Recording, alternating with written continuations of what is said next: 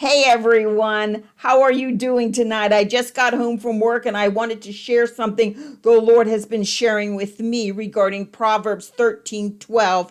It's a very famous verse. I'm sure we're all familiar with it. Hope deferred makes the heart sick, but a desire fulfilled is a tree of life. And what I want to talk about is the people who believe they have a call of God upon their life and they have had words spoken over them, words that may be a decade or 15 years old, and it doesn't seem like you're any closer to having those words fulfilled. You feel like you're in a holding pattern and you're looking at your life and you're saying there's no way God can bring these words to pass, and you actually feel like his promises are falling to the ground.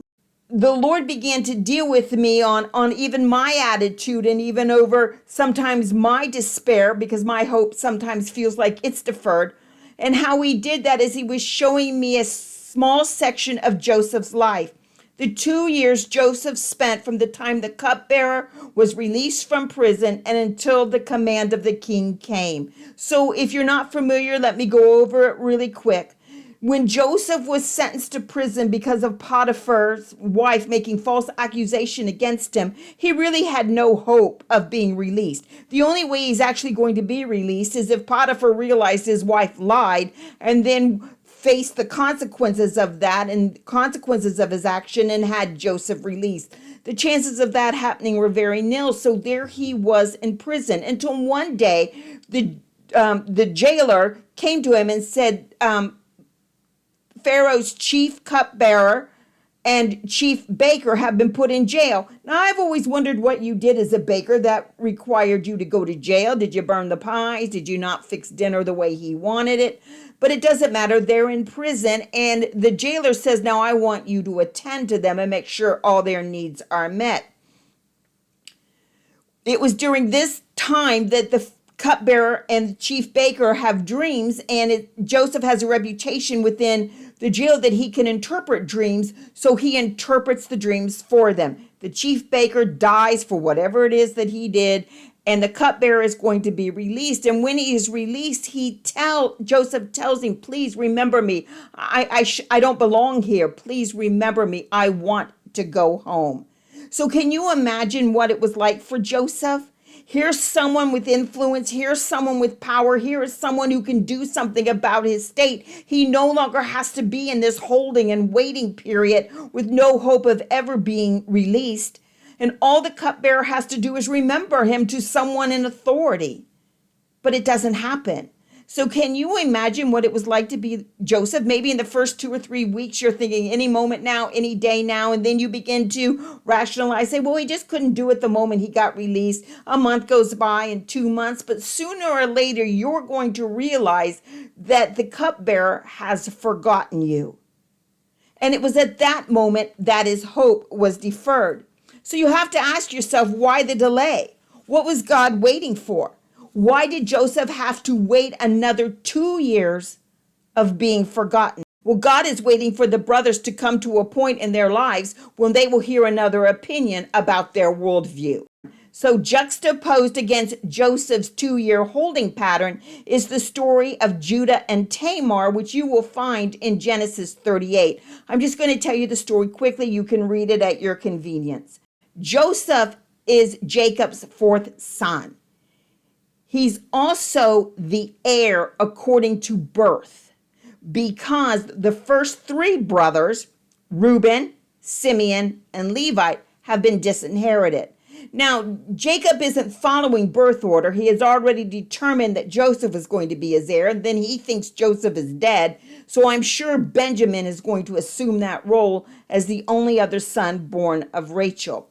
Well, Judah grows up. Of course, he comes to manhood, he comes to adulthood, and he has 3 sons. And his firstborn son, marries Tamar, but is wicked and he dies.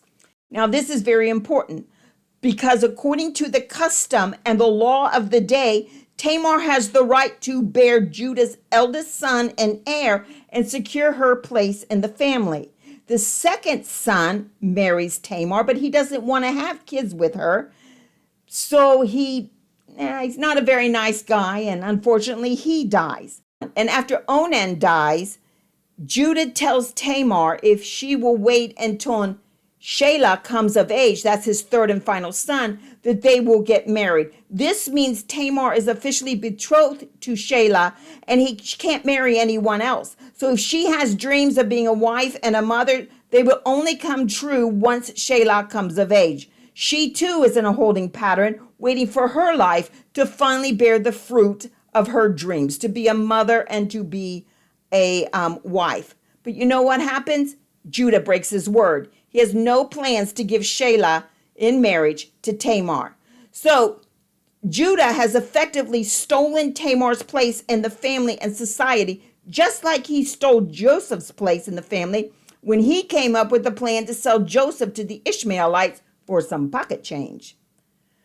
Well, when Tamar finds that Shelah has come to age and Judah has lied to her, she dresses herself up as a prostitute and waits for Judah to come down the path. He sees her and goes into her. The fee for her services is a kid from the flock, but Judah doesn't have any money, so she accepts his seal, his cord, and his staff as a pledge or for collateral. Once she gets the goat, she will return these things to Judah. Well, he finally goes and he pays the goat. He sends it by one of his friends. The friend goes, there's no prostitute to be found. He asks around. No one knows anything about a prostitute. So he returns the goat to Judah and tells him what he has found. Now what happens is Judah says, oh, well, I tried. He doesn't want to do any further investigation. He doesn't want to look anymore because he doesn't want to be laughed at by the community and by his friends. 3 months later, he hears Tamar is pregnant. Now listen to his reaction. He is so angry that she broke the betrothal and was unfaithful to Shelah that he wants her burned to death for her immorality. What a terrible, terrible hypocrite this man is. He is holding Tamar to her betrothal, but not himself or not Shelah. So she sends the seal, the cord, and the staff to him as proof that she is pregnant by him. Something happens. He recognizes that he's wrong and she is in the right. She is more righteous than he since he broke his word to her. It is such a simple thing, but it is a turning point in Judah's life. He comes out of this a very different man. Think about what he was before this event. He's the one, like I said, who came up with the plan to sell Joseph. He's probably one of the main ringleaders in deciding to deceive his father. He deceives his father every day. Jacob's grief over Joseph is overbearing, and it's just cast a pall upon the family. He doesn't care. He lies to Tamar. He had no intention of giving her Shelah. But when he finds out that she was immoral and unfaithful, he wants her burned to death. But look at what he becomes after this event. When Jacob refuses to allow Benjamin to go to Egypt, it is Judah that intercedes and says, you can hold me responsible if I don't bring him back.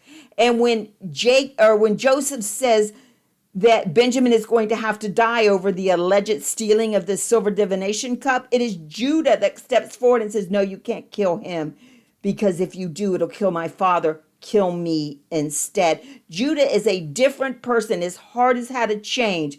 He is now ready to hear a different opinion on his worldview. So here's where we are. Everything is in place. Joseph is ready. The brothers are ready. The cupbearer knows that Joseph can interpret dreams. Now all that is needed is for Pharaoh to dream. Joseph lingered and languished for 2 years because he didn't understand that God was at work in his brothers. The brothers are why he's in Egypt. They are his intended audience. You didn't get the call, and I know you know this, but you didn't get the call. You didn't get the territory to occupy. You didn't get your voice for yourself. You got it for someone else. And sometimes we feel like we're in a holding pattern because the people who are going to hear this revelation, hear your teaching, hear what the Lord has given you to say, are not ready. They're not ready to hear another opinion. Let's go back to Joseph in prison. What if the cupbearer had remembered him within a couple of weeks after he was released? Where would Joseph have gone? He'd gone home. That's where he wanted to go. He wouldn't have been in Egypt to be made second in command. He wouldn't have been in Egypt for Pharaoh to have a dream that only Joseph could interpret. No, he would have been home. And what do you think would have happened when he arrived back in Canaan? Let me tell you something. It would have hit the fan. All of this would have come out in the wash. Jacob would have learned what the brothers had done. He would have learned that they had lied to him. And how would the brothers have responded to Joseph? They would have become alienated toward him even more than they were when they sold him. For now they have been found out, and they could actually blame Joseph for it. Their hearts would have been hardened against God's purpose in their life. And instead of letting Joseph go home, God had Joseph wait 2 more years to assume his calling until his brothers' hearts were ready. Then came the command of the king. And one day, about 8 or 9 years after the king called him, he's at the distribution station and he looks down the line, and what does he see? His brothers. Let me go back to the verse. Proverbs 13:12. Hope deferred makes the heart sick, but a desire fulfilled is a tree of life. You know, when Joseph was sent to Egypt, he had no idea what God had for him. There was no way in his imagination or his thinking would he ever think that he was going to be second in command in Egypt. Like I said, all he wanted to do was go home and be with his father. Now you have a word, but you don't know the heights the Lord will lift you in order to fulfill his purpose in and through you. So even though it's hard, don't settle for immediacy. Don't try to force the issue. Don't try to get ahead of the Lord and let him know that this path is ready, or this path is ready, or this path is ready. Be patient and wait on the Lord to fulfill his promises. By lifting Joseph to second in command in Egypt, the Lord was able to give Jacob's family far more than grain. They were able to come to Goshen to live under Joseph and Pharaoh's protection. And 2 other things happened when you think about it. God had told Abraham that his family or the nation would be imprisoned or be slaves in Egypt, and that there would be a mighty exodus. So in Joseph, that prophecy is going to be fulfilled. And then there was going to be the great exodus. And without Joseph, there wouldn't have been that either. The problem was, while Joseph was waiting around 2 years for a cupbearer to remember him, his vision just wasn't big enough. He never imagined the heights God would lift him. Well, the same can be true for us. So while it seems that the words spoken of over us may never come to pass, don't let them fall to the ground in weariness, unbelief, or disappointment. Look to Joseph and realize that the words that God spoke over you and the dreams that he gave you are going to be fulfilled in the right time. Thank you so much. Have a great evening.